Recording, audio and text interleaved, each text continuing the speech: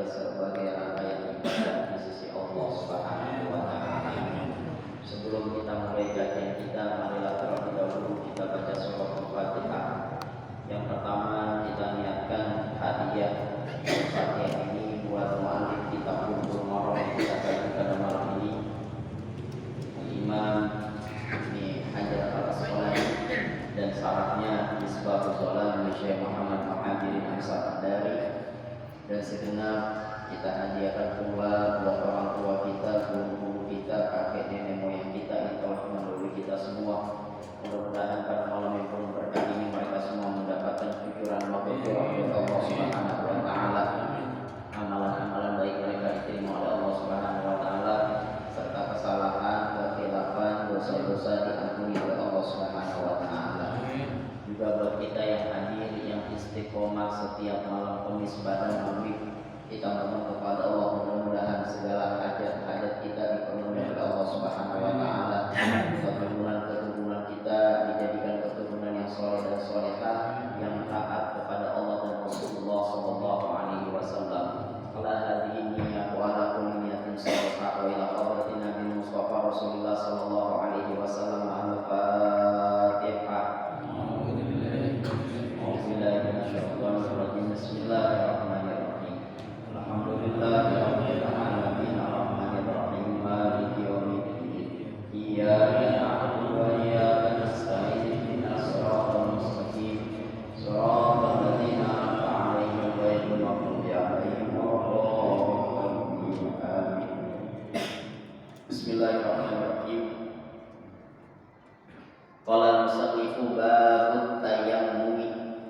Berkata musannif bab tentang tayamum. Jadi malam ini Pak kita bahas terkait tentang apa Pak? Tayamum. Tayamum itu apa sih artinya Pak? Kita sering ngomong tayamum. Artinya apa sih tayamum? Pengganti wudu ya. Tayamum pengganti air. Enggak pakai air. Jadi tayamum itu Pak secara bahasa itu artinya adalah kosong, menyengaja atau tujuan. Tayamum namanya. Tapi kalau menurut istilah dalam ilmu fikih, tayamum itu adalah menyengaja debu yang suci mensucikan. Yang suci lah, yang bersih, lagi halus. Ada tata caranya. Tujuannya untuk diperbolehkan kita sholat, menyentuh Quran, tawaf dan lain sebagainya. Itu namanya tayamum Pak.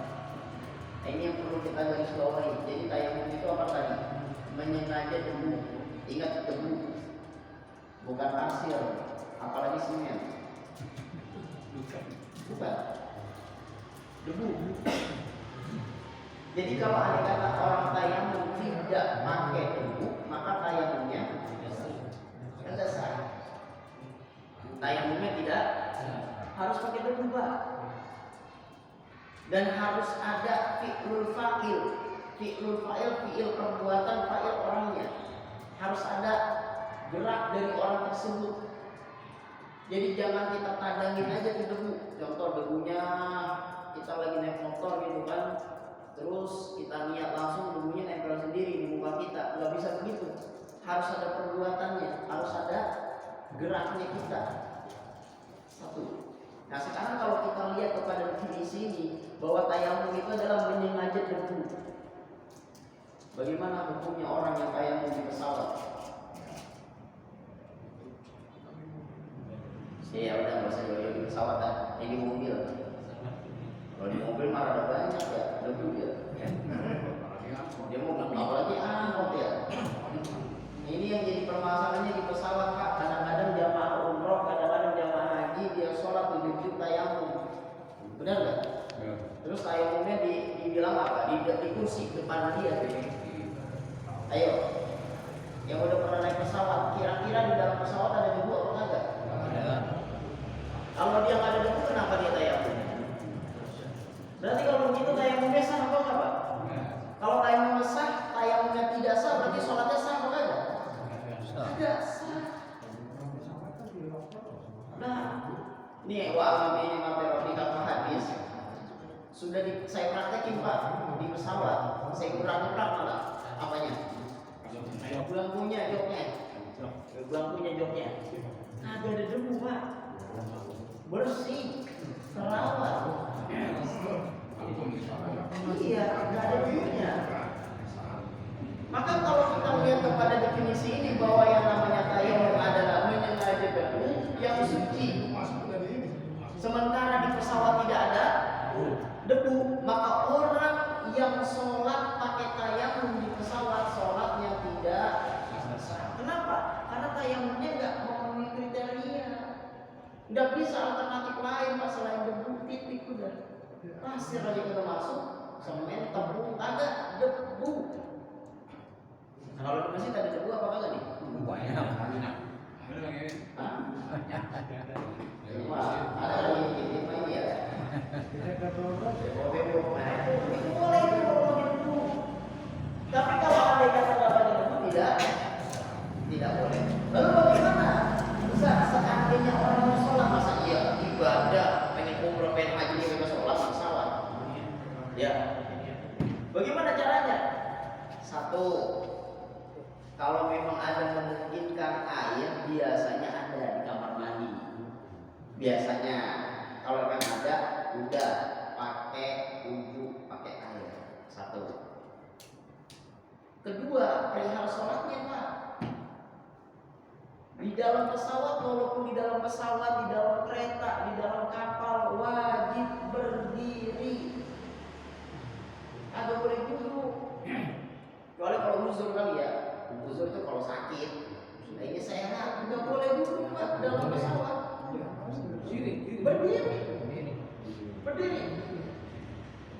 Dalam pesawat berdiri, sholatnya kalau boleh duduk.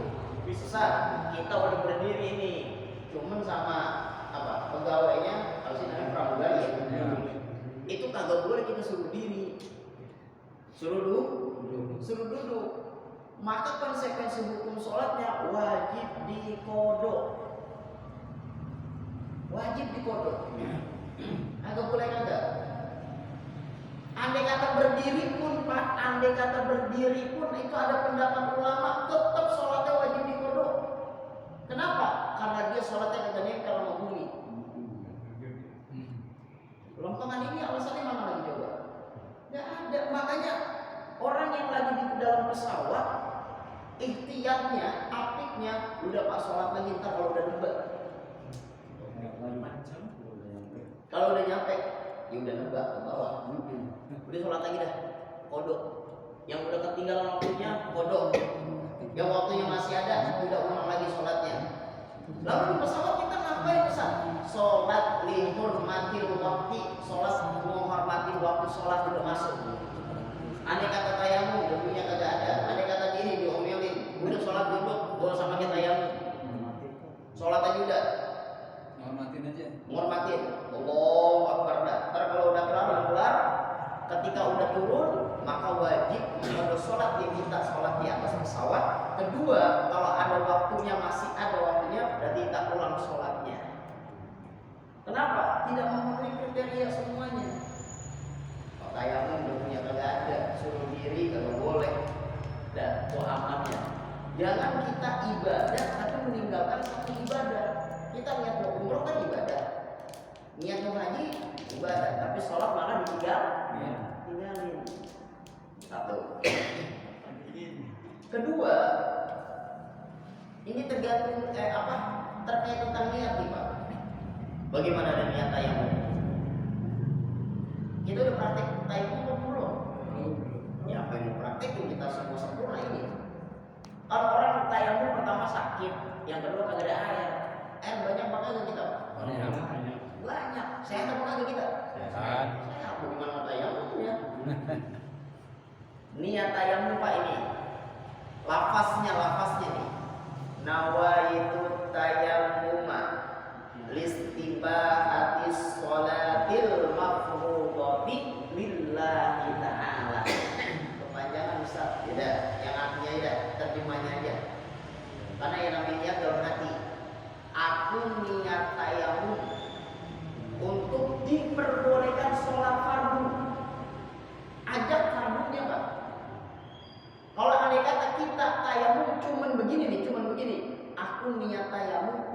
diperbolehkan sholat, maka sholat kita tidak sah kalau itu sholatnya fardu. Saya ulangi, niat tayamum, aku niat tayamum untuk diperbolehkan sholat fardu, ajak fardunya. Kalau andai kata niatnya cuma begini, aku niat tayamum untuk diperbolehkan sholat, nggak diajak fardunya, maka ketika kita melaksanakan sholat fardu tidak sah. Kenapa? Fardunya tadi kagak diajak. Jadi nanti masuknya bukannya sholat fardu itu, sholatnya sholat sunnah. Berbeda dengan wudu. Berbeda dengan wudu. Kalau wudu, nawaitu wudu'a lirafil hadasil asghari fardhulillahi ta'ala, begitu aja. Mau sholat fardu mau sholat wajib, masuk semuanya. Dan satu lagi nih, perbedaan wudu dengan tayamum. Tadi terkait tentang niat. Yang kedua terkait tentang pelaksanaan sholatnya. Kalau tayamum cuma satu kali untuk satu sholat, sholatnya sholat fardu. Tapi kalau wudu, selama belum batal aja, selama itu kita boleh mendirikan sholat. Kita tadi sholat maghrib nih, belum batal nyampe isya, langsung sholat pak. Terus belum batal nyampe subuh, langsung sholat. Belum batal nyampe duhur, sholat. Belum batal nyampe asar, sholat. Sampai ketemu maghrib lagi, sholat. Selama belum batal. Iya kalau itu bukan tadi bahasa wudu, bukan tayamum, ya kan? Nah kalau tayamum cuma sekali doang. Misalnya kita tayamum tadi sholat maghrib, tiba-tiba masuk sholat isya, maka dia tidak boleh sholat isya dulu nih, harus tayamum lagi. Andai kata dia pakai tayamum di sholat maghrib, sholat isyanya kagak sah. Nah itu perbedaan antara tayamum dengan wudu. Nah itu tuh perbedaan tayamum dengan wudu yang kedua. Nah yang ketiga prakteknya. Nih pak, prakteknya kurang lebih begini dalam kitab Al-Bukhari. Pertama, kita pastikan dulu tempat yang punya potensi dulu. Contoh, ini tempat yang punya potensi dulu. Niat dulu, lafaz niat. Bismillahirrahmanirrahim. Nawaitu tayammuma listibahati sholatin mafruḍati lillahi ta'ala. Tuh.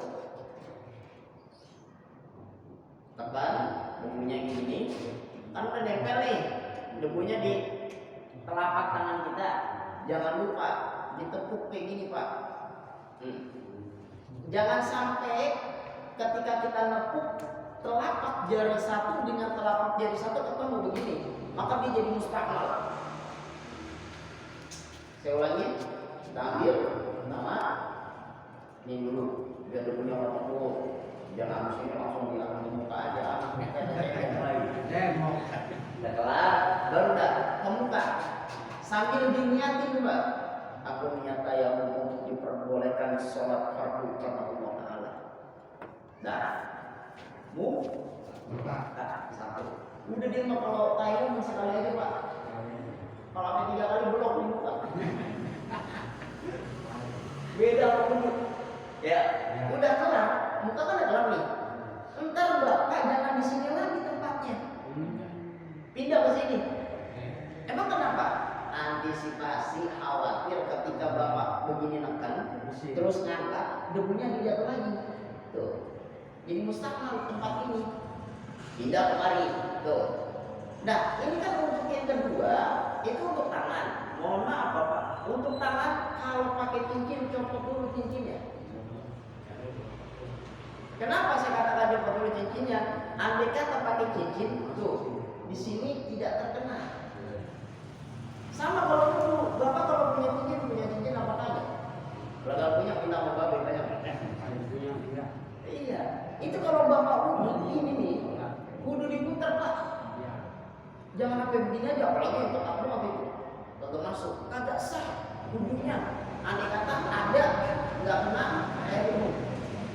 Kalau wudunya udah kagak sah, berarti sholatnya udah kagak sah. Copot dulu untuk yang kedua ya. Kalau yang pertama itu Untuk di tangan kedua, copot dulu cincinnya, tidak ke sini. Tuh. Kan udah nih, dua, ketok lagi sama kayak tadi. Karena tangan kita ada dua, utamakan kanan dulu. Diusap dari ujung jari ini. Terus jalanin, jangan sampai ketika Bapak jalanin begini nih. Tuh. Ini Bapak jalan lagi begini. Boleh ngangkat ya? Nggak boleh ngangkat. Kenapa? Ketika ini udah berjalan, ini satu paket. Ketika Bapak ngangkat begini, terus Bapak turunin lagi, ini jadi mustahil. Maka harus satu kali terus diratakan, sikut. Nah, balikin lagi. Tuh. Sampai ke sini. Jangan sampai kena telapak kanannya. Nah, ini kan masih ada nih satu lagi. Begitu juga. Tarik dari sini, terus sikut, puter. Cukup sholat. Itu kan kalau andai kata pengganti dari wudu, kalau pengganti daripada mandi hadas besar bagaimana? Gak usah pakai teguling di pasir, gak usah pakai debu dikumpulin di ember terus disedot dari ujung sampai ujung. Kalau andai kata kondisi kita junub pakai mandi hadas besar, air kagak ada, dari ujung ke ujung kita cari kagak ada. Waktu zuhur udah masuk misalnya. Lalu bagaimana caranya? Sama kayak tadi, niatnya juga sama. Cebok kan bisa? Pakai cebok? Lah, iya kalau andai kata ya minimal diulap dah pakai daun. enggak, begini Pak. Oke, kita jelasin satu dulu dah. Kan tadi lengket bahasanya ya. Air mani najis apa kagak? Udah aman, tenang aja. Andai kata air mani najis berarti kita rame-rame nih di masjid. Lah kita sama-sama dari semua sih. Inna ahadakum yajma'u khalquhu fi batni ummihi arba'ina yawman nutfatan tsumma yakunu 'alaqatan mithla dzalika tsumma yakunu mudghatan mithla dzalika. Tahu kagak artinya? Ini mangut-mangut aja. Sesungguhnya kita semua itu Pak, asal muasalnya dalam perut emak kita nih, itu 40 hari berupa sperma. Seiring berjalannya waktu 40 hari lagi segumpal darah. Terus seiring waktu 40 hari lagi segumpal daging. 40 berapa? 20. 120. Berapa bulan? 120. 4 bulan. Makanya ada kesunahan ketika 4 bulan itu ada istilah namanya 4 bulanan. Makanya dibacain apa tuh? Surah Yusuf, surah Maryam. Yusuf dibacain bukan lantaran ganteng. Iya benar Pak. Bukan lantaran ganteng anak kita biar dibacain surah Yusuf. Kalau masalah ganteng tergantung bapak mamanya. Bener Pak. Nah kalau bapaknya begitu pasti anaknya berbohong Pak. Bener nggak? Nah kalau andai kata emaknya begini bapaknya begitu masa anaknya berbohong kan tanda tanya investasi sekali. Dan berdasarkan dalil itu terkait tentang masalah lupa sperma itu hukumnya suci. Berarti dia andai kata masih ada bekas atau lengket tidak jadi masalah. Sholat aja. Yang justru jadi masalah adalah madhi dengan wadi. Madhi dengan wadi Pak. Madhi itu cairan yang keluar dari kelamin kita ya sebelum air mani keluarnya. Itu najis. Sebab keluar apa? Satu, pikiran kotor. Terus Ya, keras. Perlu disapu. Kedua, mukodimah, pendahuluan kita hubungan sama ini kita itu biasanya keluar bulan itu. Lumas, pelicin, najis itu.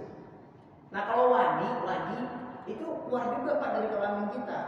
Najis juga. Sebab keluarnya karena apa dia? Kecapean. Habis olahraga, habis ngangkat barang yang berat-berat tiba-tiba keluar. Nah itu namanya wadi. Nah wadi dengan mandi itu najis tapi tidak wajib mandi. Kalau air mani sperma itu suci tapi wajib mandi. Coba kalau pakai logika orang mah yang suci jangan mandi. Yang najis kudu Enggak mandi. enggak. Ya kalau pakai logika begitu ya. Yang suci jangan, Mandi. yang najis kudu mandi. Tapi kan bukan begitu Pak ajaran agama Islam. Dan ada hikmahnya. Seandainya kata yang keluar itu najis dan tiba-tiba kudu mandi, repot Pak. Contoh dah, air kencing najis apa suci? Najis. Kalau bapak kencing, mandi, kencing, mandi, mas banget. Iya kan ya? Itu makanya di kulli syai'in hikmah. Bagi setiap satu ada hikmahnya yang diberikan dan diajarkan kepada kita selaku umatnya. Kita kembali ke topik kita tadi. Apa jadi kemandi junub tadi? Kalau andai kata kita kondisinya junub, air kagak ada, tayamum. Praktek tayamumnya sama kayak praktek kita pengen sholat tadi. Jadi nggak usah makin kita guling-guling di pasir guling di ember, kita mandi dari ujung sampai ujung, nggak usah. Cukup itu aja. Suci. Kalau suci dikategorikan suci karena yang namanya tayamum kan badal, pengganti daripada air ya, wudhu. Ya kalau kondisinya kita diperbolehkan sholat, sah sholat kita Pak. Wajib qada enggak? Kecuali kalau udah habis tayamum kita sholat. Hujan turun. Batalin apa terusin? Terusin Pak, jangan dibatalin. Apalagi lagi jadi imam lagi. Allahu Akbar, hujan turun. Makmum, batal semuanya. Ayo kita wudhu pakai air hujan. Jangan. Udah terusin sholatnya. Wala tubtilu a'malakum. Ketika kita udah kelar sholat, wajib kita sholat lagi. Wudhu. Kebenaran saat pas waktu udah kelar sholat, berhenti hujannya. Udah Pak, habis perkara dah. Kalau udah ada berhenti mah, air udah nggak ada yang di jalanan buang kan kotor gitu. Ya. Nah ini terkait tentang gambaran umum tentang tayamum. Kita belum baca hadis ini Pak, baru gambaran umum doang masalah tayamum. Nah sekarang kita baca hadisnya. Bismillahirrahmanirrahim. Wa an Jabirin radhiyallahu anhu qala, dan dari Jabir radhiyallahu anhu berkata, qala Rasulullah sallallahu alaihi wasallam, Rasulullah sallallahu alaihi wasallam bersabda, uqtitu khamsan lam yuqtahunna ahadun qabli. Kata Nabi, aku diberikan 5 perkara. Yang 5 perkara ini belum pernah diberikan seorang pun sebelum aku. Berarti ini khusus buat siapa? Buat Nabi dua udah. Yang dimaksud dengan Nabi sini Nabi siapa? Nabi Muhammad. Ya, bukan Nabi palsu bukan. Jumlah Nabi ada berapa Pak? 5. Jumlah Nabi itu Pak ada 124.000. Di luar Nabi palsu ya. Lagian ini kadang-kadang kita kalau udah ngaji haram Pak kita yakinin ada Nabi selain Nabi Muhammad. Kadang-kadang ada aja yang nyeplos percaya. Haram hukumnya Pak. Kalau andai kata ada Nabi, ngaku di 2025 ada Nabi lagi selain Nabi Muhammad. Haram meyakininya. Udah itu diwawancara memang kok Paris masa Nabi kekurangan ion. Jangan makin percaya deh. Ya, jumlah Nabi ada 124.000. Yang wajib kita imani, yang wajib kita ketahui ada 25. Kalau Rasul jumlah keseluruhannya ada 313. Yang wajib kita imani dan wajib kita ketahui ada 25. Ya, dari 25 Nabi dipilih sama Allah 5, istilahnya disebut dengan ulul azmi. Siapa itu? Nuh, Ibrahim, terus Musa, Isa, Muhammad sallallahu alaihi wasallam. Dari 5 Nabi dipilih 2, dijulukan dia dalam Al-Quran sebagai uswatun hasanah. Siapa itu? Nabi Muhammad sallallahu alaihi wasallam dengan Nabi Ibrahim alaihissalam. Coba Bapak buka di Al-Quran. Uswatun hasanah itu ada juga Pak di Nabi Ibrahim. Dan ada juga di Nabi Muhammad. Dan ini yang sering kita dengar Pak. Kalau murid Nabi, laqad kana lakum fi Rasulillahi uswatun hasanah. Nabi Ibrahim juga sama julukannya. Uswatun hasanah. Nah dari 2 Nabi ini diberikan keistimewaan di dalam hadis riwayat Jabir bin Abdullah. Apa katanya? Nabi diberikan 5 perkara yang tidak diberikan oleh Nabi selain Nabi Muhammad. Khusus buat Nabi Muhammad.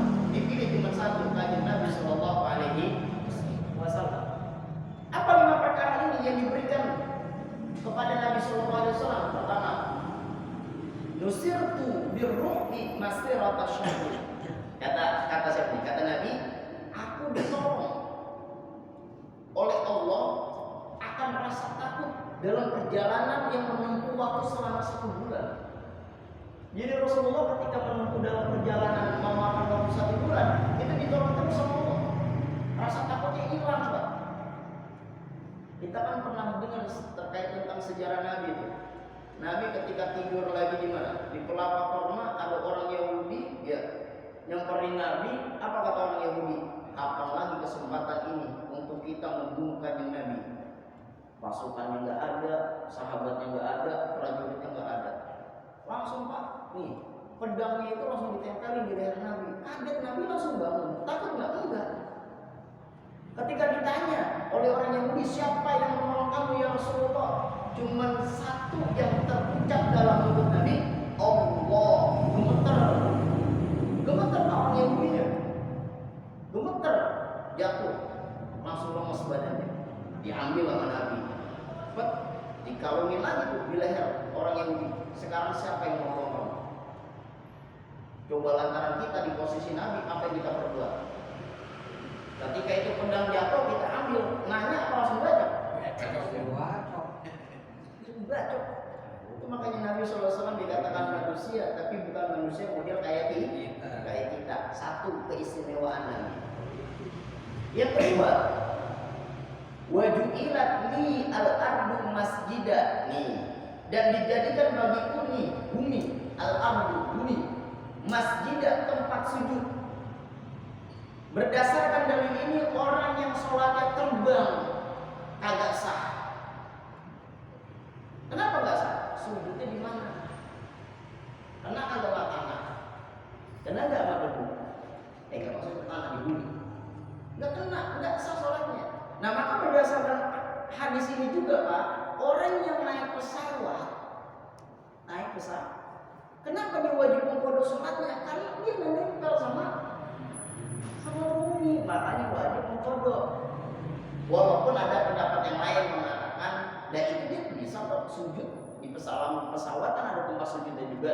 Itu diperbolehkan, ada pendapat ulama. Tapi yang mu'tamad wajib mengkodok sholatnya. Nah, untuk menyesuaikan judul ini kan bahasa tayamum. Ini dilanjutkan wa tahuro dan suci.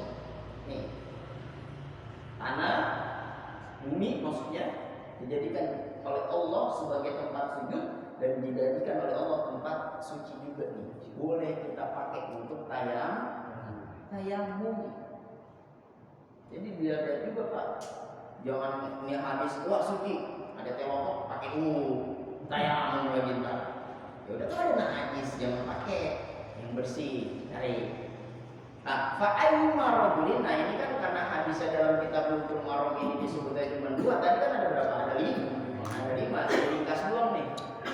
Karena kita subtemanya adalah tayamum, maka titik poinkan aja oleh Imam Muslim. Nah, kata Nabi, fa'ayyuma rajulin adrakas sholatu falyusolli. Seorang manapun ketika waktu sholat sudah tiba, waktu sholat sudah menghampiri seorang, sudah falyusolli, hendaklah sholat, jangan sampai ninggalin sholat. Kadang-kadang kita masih bentar-bentaran untuk sholat, tapi masih bagus ya Pak daripada kagak sholat. Iya, azan, entar dulu baru azan, qomat, entar dulu baru qomat, Allahu Akbar, baru juga takbir. Kalau udah rakaat pertama, baru rakaat pertama, ini masih bagus loh, tapi ujung-ujungnya sholat bagus, masih bagus. Daripada ujung-ujungnya kagak sholat, ini yang luar biasa ya. Ya. Sekarang kita hidup di dunia mau nyari apa dulu Pak? Rezeki udah diatur sama Allah.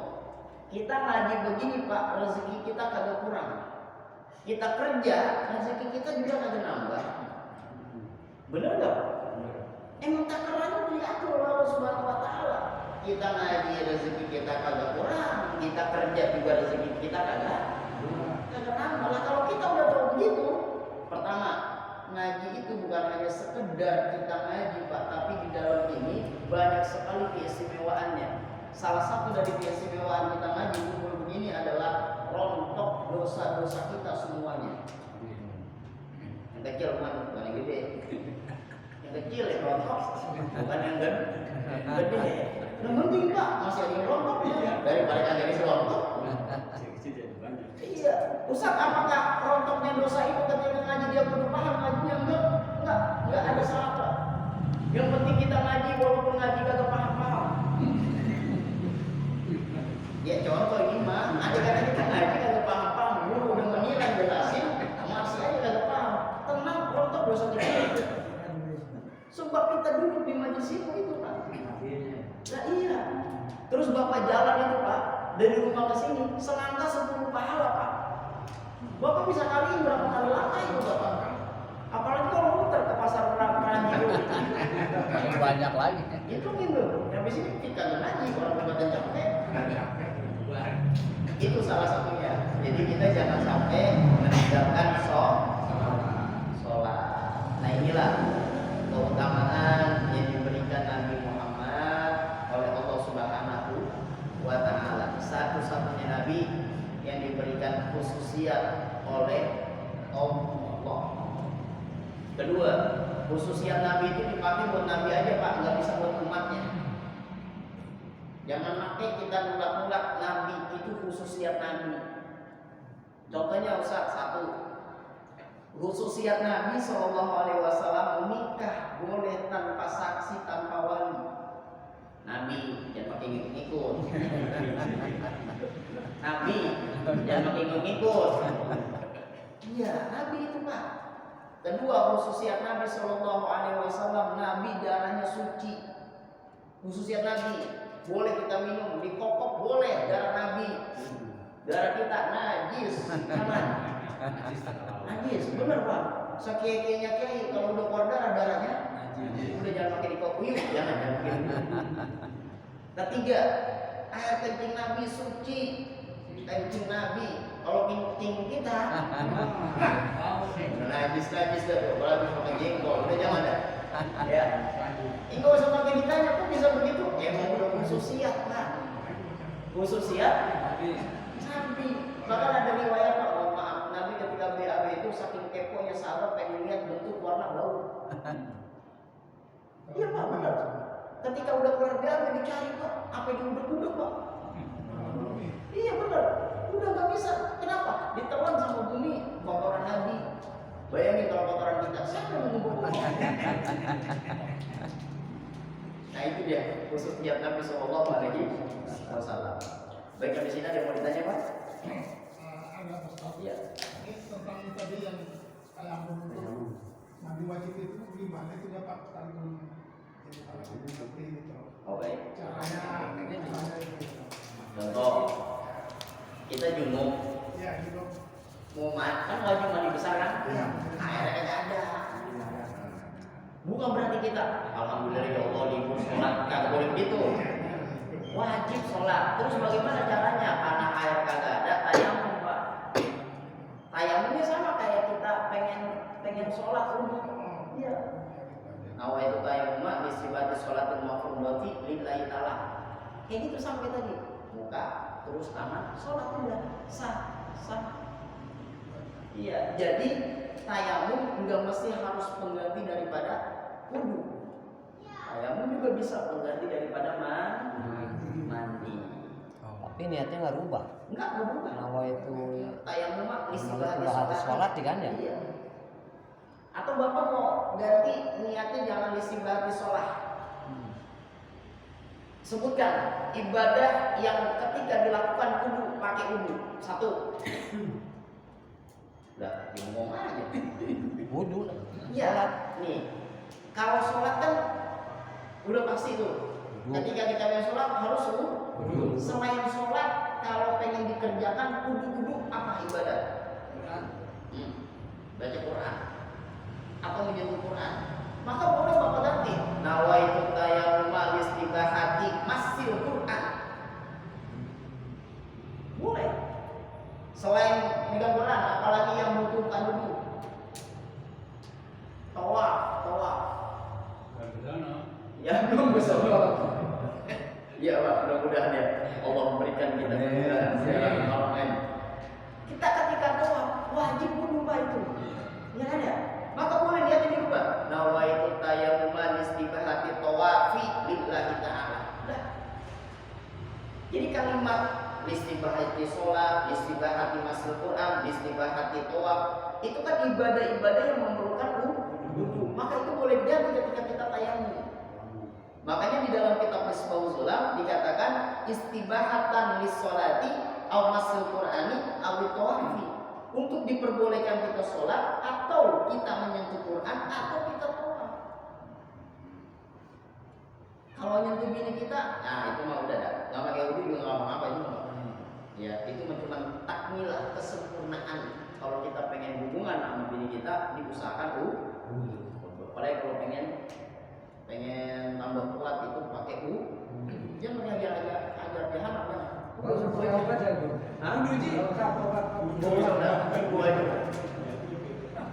Baik, ada lagi Pak? Ini tuh kita kan Ya, apakah bagian yang lain enggak, misalnya kayak kaki. Kenapa kok kaki enggak gitu? Kalau ditanya kenapa tayamum muka sama tangan, jawabannya karena ini di Quran begitu dibilanginnya.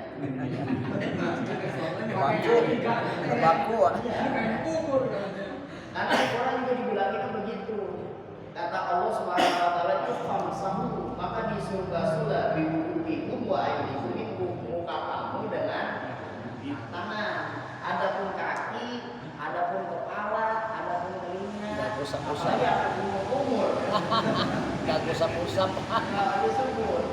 Itu memang tenas di dalam Al-Quran seperti itu Pak. Ada hikmahnya? Ada. Coba bayangin Pak. Andai kata tayamum percis banget kayak wudu, berat di kita Pak. Bener gak? Nah sekarang ini sunnah daripada tayamum kumur-kumur. Bayangin kalau wudu sunnahnya kumur-kumur. Bayangin kalau tayamum kumur-kumur. Giginya hitam. Ya udah. Giginya hitam. Kita kumpulin debu lalu kita berat di kita. Benar nggak Pak? Kedua, sunnah diusir masukin air ke dalam hidung. Andai kata tayamum juga sama, debu masuk Pak, masuk ke dalam, bukan manusia, penyakit lagi. Apalagi yang bungek, habis Pak udah perkara. Terus masukkan air ke dalam telinga, wudu. Tayamum andai kata sama, ribet, habis pada masuk ke semua ini. Nah maka di dalam Al-Quran Allah memberikan sebuah kewajiban tayamum hanya dua, muka dan tangan. Kaki emang agak ada dandanya, kaki nggak bisa susah. Kalau emang udah kata orang nggak punya tangan itu urusan nomor dua Pak. Urusan nomor dua. Andai kata maaf dia lahir ada orangnya tangannya nggak ada, ya udah nyampe mana tangannya nggak ada. Kalau di sini kagak ada, ininya ada, ininya. Orang kata semuanya sih kagak ada, udah nggak usah pakai bebas gitu. Atau lagi nggak ada. Kalau dua-duanya nggak ada, udah Pak. Yang ada aja. Yang ada aja udah. Halo Pak Ustadz, mau tanya nih. Tadi kan kalau kita tayamum di pesawat, kalau momen kita tadi agak ragu kan harus mengkodok lagi sholatnya kan gitu ya. Iya. Nah misalnya zuhur nih, zuhur ternyata kita masih ragu tadi. Setelah kita turun, waktunya udah masuk asar. Nah kita mengkodok salat zuhur tadi di waktu zuhur besok ya apa? Atau di jadwal yang waktu yang lain nggak apa-apa ya? Dalam ibadah itu ada 3 waktu. Ada waktu adaan, ada waktu qodoan, ada waktu i'adatan. Kita masuk ke poin pertanyaan. Qodoan. Qodoan itu adalah waktu ibadah yang bukan pada waktunya. Andai kata ketika kita udah nebak masuk waktu asar zuhur tadi, apakah langsung kita kodok? Apakah entar? Kalau andai kata bapak itu uzur, tadi kan uzur, sholat zuhur di atas, boleh Pak, entar-entaran. Mau di waktu asar bapak boleh kerjain silakan, di waktu entar maghrib silakan, atau baru nebak asar langsung kodok zuhur, itu lebih bagus. Jadi jangan pakai nunggu ntar habis sepeda zuhur kalau ketemu, iya opsi itu kok ada. Tapi walaupun begitu dibolehkan kalau kita uzur. Tapi kalau kita nggak uzur Pak, wajib kita segerakan. Wajib kita segerakan. Contoh semata yang meninggalin sholat, tiba-tiba dapat hidayah waktu asar, udah buruan tuh pada zuhur. Jangan makin ditunda-tunda. Ya, kenapa? Oh, jadi waktunya nggak masalah ya. Nggak jadi masalah. Beda waktunya gitu. Niatnya sama itu. Beda kalau kodok. Ya enggak, maksudnya niat zuhur mengkodok zuhur tadi niatnya hampir sama dengan zuhur juga ya. Iya sama. Cuma tak kalau misalnya Ada tambahan melaksanakan zuhur kodok tambahin kodokan. Kodokan. Usolli fardhu zuhri arba'a raka'atin kodokan fardhulillahi ta'ala. Bahasa Indonesianya, aku sholat zuhur 4 rakaat kodok fardhukan Allah Ta'ala. Fardunya jangan ditinggal. Ya jangan ditinggal. Kan sholat zuhur hukumnya emang wajib. Fardu. Baik, ada lagi Pak? Ya Pak. Ini maaf. Kita kalau di kapal udara kan jelas nggak berhubungan dengan tanah kan Pak. Nah, sekarang kalau di laut itu kan air kan tetap berhubungan dengan tanah. Itu gimana? Kalau di laut boleh dan sah kita sholat. Kenapa? Karena air nempel di mana? Nah, iya, maksudnya laut kan air, ya. Air nempelnya di mana? Di bumi, di tanah, ya kan? Boleh kita sholat dan kita nggak usah pakai kodo lagi. Paling kita menentukan arah kiblatnya biar pasti. Tapi kan belum tentu kiblat itu, si kapal ini kan belum tentu kiblatnya di Kompas kan? Iya tadi saya bilang 1-2 juga saya berarti meyakinkan arah kiblatnya kemana. Contoh, kita lagi di kapal Pak, ya kan? Di laut nih. Waktu sholat juga. Sekarang udah banyak Pak kemudahan yang Allah berikan kepada kita teknologi. Di HP itu Pak ada yang namanya kompas arah kiblat. Ya, ketika kita kiblat kemana, kita tinggal buka aplikasi, langsung dia jauh yang muter, sono udah sholat. Mulai bersama orang lagi kita sholat. Allahu Akbar. Ketika kita sholat minimal dapat 1 rakaat dulu Pak. Dapat 1 rakaat, terus sampai Allah menghidap, kapalnya muter. Arahnya beda. Biarin aja kan. Yang penting minimal 1 rakaat dulu ya. Kalau baru takbir begini aja nih, Allahu Akbar, lah langsung begitu begitu. Nah itu wajib ulang. Tapi kompas tadi kita bisa ini. Kapal itu kan kesana, kita kan ikut kan Pak? Iya. Bener nggak Pak? Iya. Bener kan Pak? Iya. Kita lagi di sini, pas kiblat, kapal di sini langsung balik lagi, kita kan tetap di sini, kiblat tetap, kompas tetap. Iya, artinya itu kompas menunjukkan arah kiblat. Ketika kita dalam kapal, kita sholat dan kita putar arahnya ke sana misalnya. Kita sholat ya, Allahu Akbar. Pas sholat, muter kan kapal Iya. Sebelum itu berarti kita berpaling kepada arah. Kalau kita belum dapat rakaat acan-acan, rakaat itu belum dapat, wajib ulangi sholat. Kenapa? Syarat daripada sholat ngadep Kiblat. tidak. Sebenarnya yang ada kiblat bukan kita apa-apa kita sih. Ya Pak, kita sholat kita di maghrib, yang sebenarnya ngadep kiblat apanya? Semua. Ah, semua. Bukan. Andai kata saya sholat begini ya, andai kata nih saya sholat begini, Allah, sampai ngadep. Hah? Enggak sah. Muka saya benar udah sah. Enggak tadi. Hah? Yang menghadap kiblat Pak dada. Nih, udah bukan muka. Bapak kalau dikasih sholat begini boleh Pak? Allah, kan kagak khusyuk. Ini yang terpenting.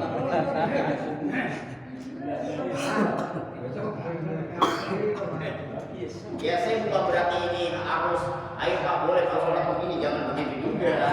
Ini kan dalam hukum fikih, kita kalau sholat semuanya dari ujung sampai ujung mengarah kiblat itu lebih afdal. Tapi yang menjadi rukunnya adalah nih dada kita mengarah kiblat. Yang penting arah kiblat Pak. Jadi ini sholat nggak usah bengok-bengokin. Ke kiri ke kanan, orang kanan sedikit, orang kirian dikit. Ente jadi imam dah ribet banget.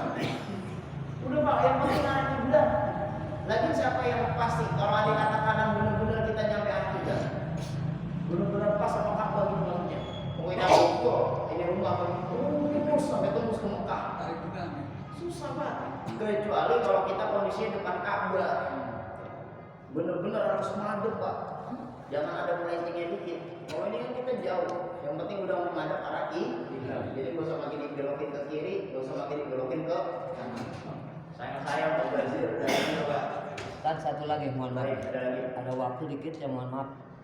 Yang diperbolehkan melaksanakan tayamum ada berapa? Yang diperbolehkan ya, untuk orang tayamum itu pertama enggak ada air, Ya. yang kedua sakit. Nah ini mohon maaf ya. Ini kalau kita dan saya pribadi beranikan ninggal sholat daripada yang nggak wudhu karena nggak ada tayamum. Kalau sakit menggigil panas gitu kan. Ini yang diperbolehkan kalau tayamum di rumah caranya gimana? Andai kata seorang sakit menggigil, kalau kena air tambah parah tayamum, sekalipun ada air. Jadi maksudnya nyari abu di mana apa di lingkungan rumah yang bisa dipakai tayamum yang bagaimana gitu? Dimanapun nyarinya, yang penting punya potensi ada debu. Andai kata di rumah ada debunya nggak apa-apa, nggak usah kemana-mana.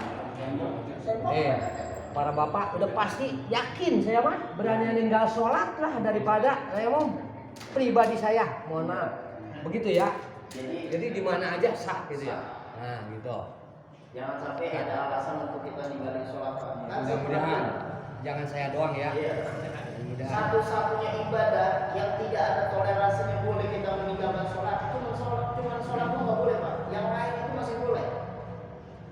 Coba Bapak perhatikan. Kita kalau lagi sakit, boleh nggak kita nggak puasa? Boleh. Boleh. Kita lagi nggak punya rezeki, boleh nggak kita nggak umrah haji? Boleh. Boleh. Coba kalau sholat, Bapak lagi sakit, boleh ninggalin sholat? Nggak boleh. Selama Bapak belum, mohon maaf, belum mati aja, Belum dibungkus. Belum dibungkus masih hidup aja dan akal masih berfungsi, haram ninggalin sholat. Ini ngeprek ini berapa kali sehari? Sekali aja. Iya. Begitu ya. Tujuannya apa Pak? Supaya tidak terlalu ini banget, nempel banget di kita. Itu udah jadi. Ya. Makasih mohon maaf. Jadi kita Sakit ini parah. kalau sholat itu dada kan mesti harus ngadep ke kiblat. Itu umpamanya kita sholat salamnya itu dada miring dikit, assalamualaikum. Ngikut maksudnya. Iya, ngikut. Itu kan sudah termasuk hati sholat apa sudah masih termasuk sholat? Nah makanya kalau salam itu dada jangan makin muncul begini aja Pak.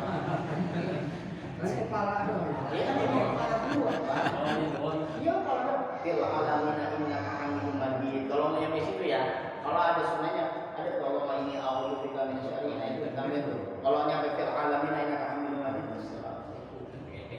Begitu ya. Masa ngikut sama dada ya. Ada sih ada. Pas Iman ngomong ada gitu. Jangan pakai gitu jangan. Selesai sholat berarti kan? Belum selesai sholat. Iya itu belum selesai ya. Nanti kalau salam kedua boleh nggak? Yang penting salam pertama. Iya. Assalamualaikum. Salam kedua. Assalamualaikum. Boleh dah. Karena udah habis sudah sholat. Kiblat kan bukan segini, gedenya kiblatnya sebuah. Miring dikit itu enggak, miring dikit. Ya kalau ini dikit nggak apa-apa Pak. Tapi kalau aku udah berpaling kuat dari kiblat, Pinggangnya sakit. ya nah itu beda ya. Kalau sakit urusan itu ya. Ya kalau ini udah normal kita ngomongnya. Makanya kalau ambil begini, dia mau sholat atau mau silat sebenarnya. Kadang kita kalau sakit. Iya. Makanya Gigil. buat Ya. tayamum. Tayamum. Ada lagi? Ada lagi Pak? Wa fi hadis Hudzaifah radhiyallahu anhu inda muslimin, dan dalam hadis Hudzaifah radhiyallahu anhu di sisi Imam Muslim. Kalau tadi Jabir sahabat Nabi, kalau ini kedua sahabat Nabi namanya Hudzaifah. Wa ju'ila turbatuna lana tahura. Ibaratnya beda, cuman maknanya sama. Wa ju'ila dan dijadikan turbatuna bagi kami tahura suci. Idza lam najidul ma'a. Jadi ini salah satu dalil kita diperbolehkan tayamum idza lam najidil ma'a, apabila tidak mendapatkan air. Boleh. Kalau air ada tapi kondisi kita sakit, boleh. Jangan kita alasan sakit, air agak ada sudah libur sholat, jangan. Ustaz, andai kata kita sakit karena air tambah parah, karena debu tambah parah. Bagaimana? Sholati aja. Udah. Kalau andai kata kondisinya begitu Pak, tetap sholat, udah nggak usah tayamum, udah nggak usah subuh, udah nggak usah, udah langsung sholat aja. Iya, dihormatin waktu, menghormatin sama wahannya kalau kondisi lagi sakit di rumah sakit, pakai infus ribet, ya kan? Susah lagi pula. Ya udah sholat ala kadarnya. Nanti setelah udah sehat semuanya, wajib diqadha, wajib diqadha. Wa an Ali radhiyallahu anhu tidak Ahmad dan dari Ali. Nah ini riwayatnya Ali. Jadi terkait tentang masalah tanah ini Allah ciptakan suci, riwayatnya itu ada 3. Pertama dari Jabir, yang kedua dari Huzaifah, yang ketiga dari Sayyidina Ali. Cuma Sayyidina Ali sumbernya ini apa di dalam kitab apa sumbernya? Indah Ahmad dalam kitab Musnad Imam Ahmad. Apa redaksinya? Wa ju'ila turabu li tahura, dan dijadikan debu untukku tahura, suci. Berarti ini kalau kita gabungkan ini hadis udah sahih pada riwayatnya udah sahih. Mau yang Muslim ada, yang Ahmad juga ada, yang Musnad Imam Ahmad ada. Artinya Allah ciptakan ini tanah di bumi dalam kondisi suci. Boleh kita pakai untuk tayamum. Dikit lagi nih. Jadi masalah abu kadang ada yang kelihatan yang kagak. Yang penting udah sah begini udah sah. Udah ngambil buat tayamum, abunya nggak kelihatan umpamanya nih. Itu boleh-boleh aja gitu. Ketika kita ambil tayamum kayak gini, kita kan melihat bahwa tempat itu ada debunya kan? Ada nggak? Ya umpamanya kita di dinding di rumah Iya, di mana? di dinding contoh lah di sini. Kita lihat ini ada debunya. Atau kita gini, tuh Ada. Ada. Ya. Kalau ada kata, kelihatan. iya itu bahasanya. Yang penting terlihat Pak. Terlihatnya itu di salah satu, apakah di tempat ini atau di kita. Misalnya di sini ada nih. Congkel dulu. Terus kita giniin, nggak kelihatan di sini. Ada. Tapi kita lihat ada, berarti Iya. ada tuh dulu. Iya. Udah, langsung. Kalau ada kata ini kagak kelihatan, ini kagak ada, berarti kagak sembuh. Bersih lagi. Yang Ya sekali aja Mas Rey. Ya jangan berikan kali dong. nggak boleh bosan nih masalah ini, masalah saya pribadi ini ya. Benar-benar ini. Oh. Amin. Baik, para hadirin jamaah, insya Allah di pertemuan selanjutnya masih seputar tayang.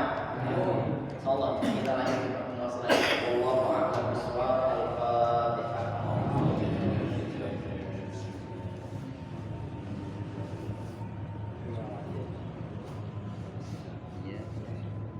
Wa alaihi wasallam.